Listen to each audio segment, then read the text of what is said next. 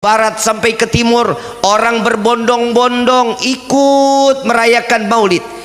Daripada kalam Habib Ali bin Muhammad bin Husain al-Habsyi, jika kalian ingin mencari tempat taubat yang taubat kalian akan diterima oleh Allah, maka hadirlah ke dalam majlis maulid. Insya Allah keluar dari tempat ini taubat kita diterima oleh Allah. Amin ya rabbal. Saya mau tanya, senang nggak hadir acara begini? Gembira nggak? Apa yang buat senang, apa yang buat gembira? Lu ditanya senang, senang, gembira, gembira. Apa yang buat senang, apa yang buat gembira?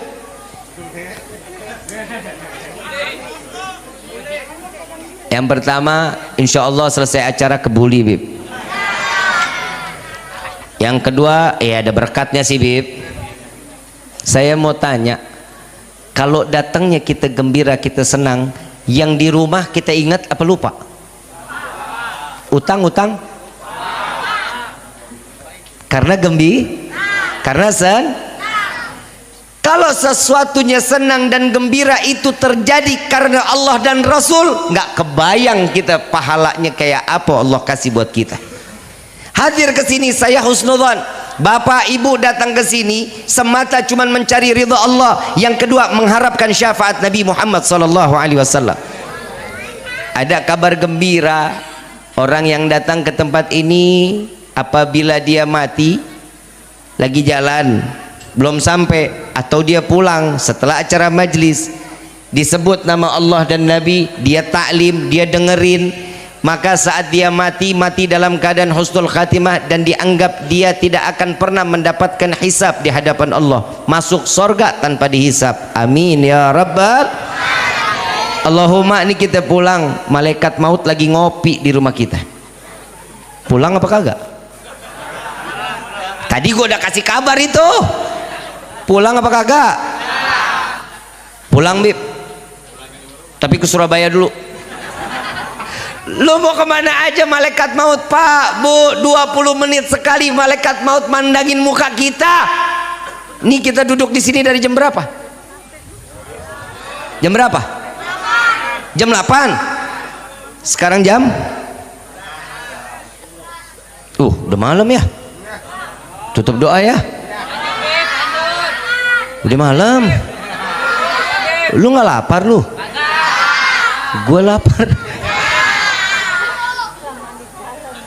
Nggak kebayang dari jam 8 sampai jam 11 ibu bapak duduk sini, malaikat maut sampai ngeliat, ya Allah masih di sini aja. Lagi diharapin maksiat, saat kemaksiatan itu datang dicabut nyawanya sama Allah, kan sia-sia. Tapi alhamdulillah nih hari 20 menit sekali malaikat tanya lagi, ya Allah Juki cabut jangan. Entah dulu belum. Ya Allah Anto udah boleh dicabut atau belum?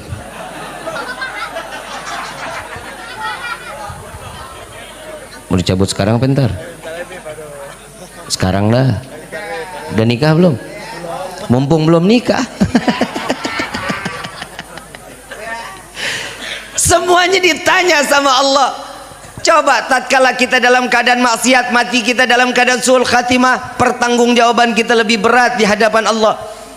Dari salah satu karangan kitab yang dikarang oleh Al-Imam Ghazali radhiyallahu anhu radhahu, beliau mengatakan, jika ada satu orang hidupnya satu kali maksiat tapi bukan karena sengaja, nggak sengaja, hidupnya satu kali berbuat maksiat tidak sengaja, lalu dia bertobat kepada Allah dan tobatnya diterima sama Allah. Tatkala beliau dapat panggilan dari Allah, ya ibadi, wahai hambaku, dipanggil betul-betul, datang ke hadapan Allah. Yang ditanya saat dia lalai, saat dia bermaksiat, dikatakan, wahai hambaku, aku berikan ruh, aku titipkan kepadamu, mengapa engkau membawa ruhmu untuk bermaksiat kepadaku? Dijawab oleh hamba Allah tersebut, wahai Rabbi, aku bermaksiat lalu aku taubat kepadamu dan engkau terima taubatku ya Allah, sehingga aku tidak berbuat lagi maksiat di hadapanmu. Lalu Allah mengatakan, wahai hambaku, Ya, aku telah mengampunimu, aku terima taubatmu, maka dari itu aku tutup engkau dengan hijab. Aibmu tidak akan pernah terlihat oleh penghuni pada mahsyar saat ini. Aibnya ditutup. Pertanyaan kedua, wahai hambaku, mengapa aku berikan engkau waktu namun engkau gunakan waktu tersebut untuk bermaksiat kepadaku?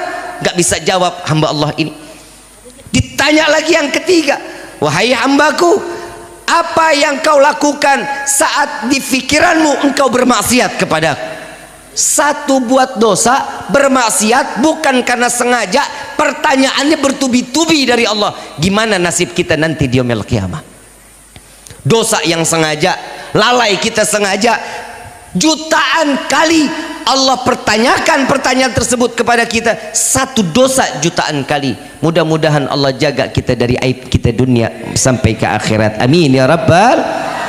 Ibu bapak yang dirahmati oleh Allah, bapak ibu datang acara maulid kayak begini, yang pertama ngarep ridho, yang kedua dapat syafaat, yang ketiga Allah ampunin segala dosa kita. Tadi kita baca salawat nggak? Baca salawat. Barang siapa yang membaca salawat, dijelaskan di dalam kitab Ta'lim Muta'allim.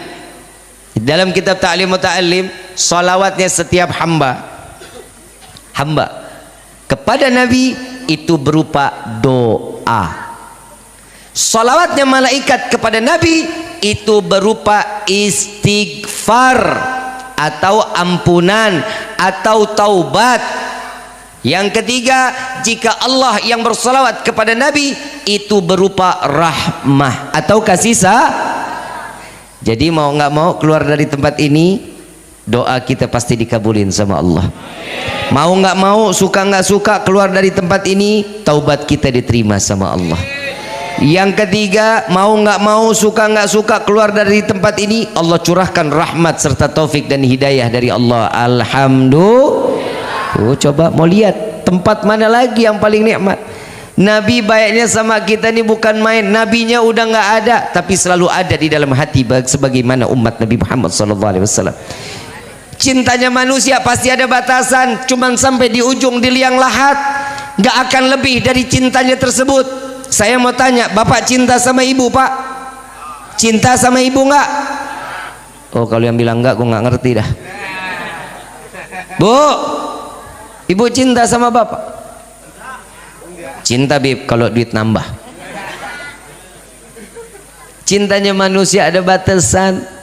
Allahumma, contoh pak, contoh, maaf saya nggak nyumpahin, ibu mati. Kalau amin pak, ibu mati, bapak mau nemenin di liang lahat? Lah ogah bib, mendingan gue cari yang mudaan umurnya agak panjangan. Ibu juga begitu, kalau bapak mati ibu mau nemenin di liang lahat? Ogah bib, mendingan gue hitungin warisan. Betul nggak? Karena cintanya manusia sunahnya batasannya cuma sampai liang lahat. Tapi subhanallah, cintanya Nabi kepada umat nggak terbatas sampai yaumil qiyamah. Cintanya dan hatinya dibawa untuk umat Nabi Muhammad SAW.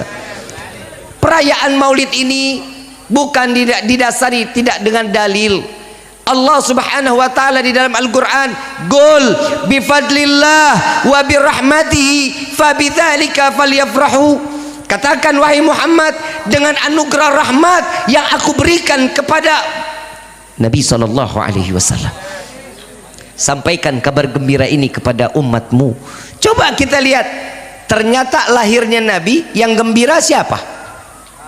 Saat Nabi dilahirkan ke dunia yang gembira siapa? Umat. Emang lu hadir acara waktu pas lahirannya? Umat aja lu mah. Ada yang bilang sama saya, Bib jangan suka puter-puter ayat. Tuh ayat yang itu tadi Habib baca, itu ayatnya berupa rahmat, anugerah rahmat, nggak ada hubungannya dengan Nabi. Loh, baca ayat yang lain, wa ma arsalnaka illa rahmatan. Tidak akan aku utus engkau wahai Muhammad kecuali engkau penebar, pemberi kasih sayang untuk seluruh alam. Berarti kasih sayangnya Allah siapa? Kasih sayang Allah siapa? Nabi Yuna Muhammad. Tuh coba kita lihat, kurang sayang apa coba Nabi?